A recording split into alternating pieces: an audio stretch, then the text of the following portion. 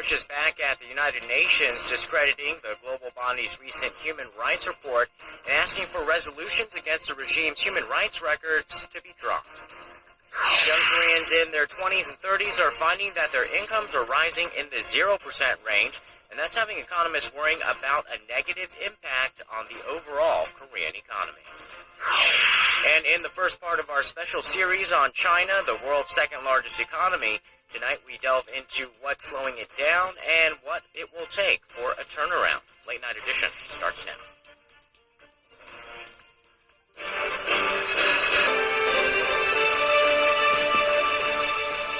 Welcome to Arirang News. I'm Sean Lim, and this is Late Night Edition. We begin with North Korea's repeated demands to the UN Human Rights Council to drop resolutions against the regime's alleged crimes against humanity. In the latest, Pyongyang's foreign minister says the core testimony in a UN human rights report was based on lies of criminals. Our Hwang Sung-hee starts us off.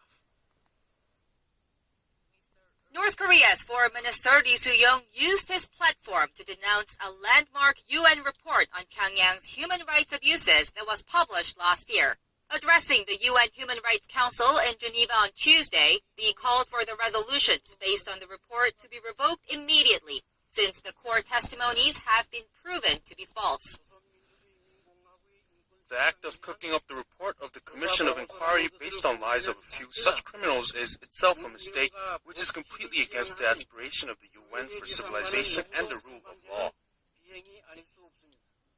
The recent backtracking by prominent defector Shin Dong-hyuk on the details of his life in a North Korean prison camp fueled the regime's attempts to discredit the entire UN report.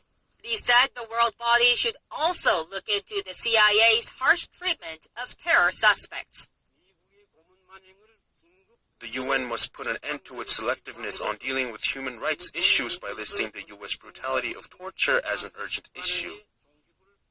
But North Korea's claims were met with strong calls by South Korea to immediately end its human rights violations.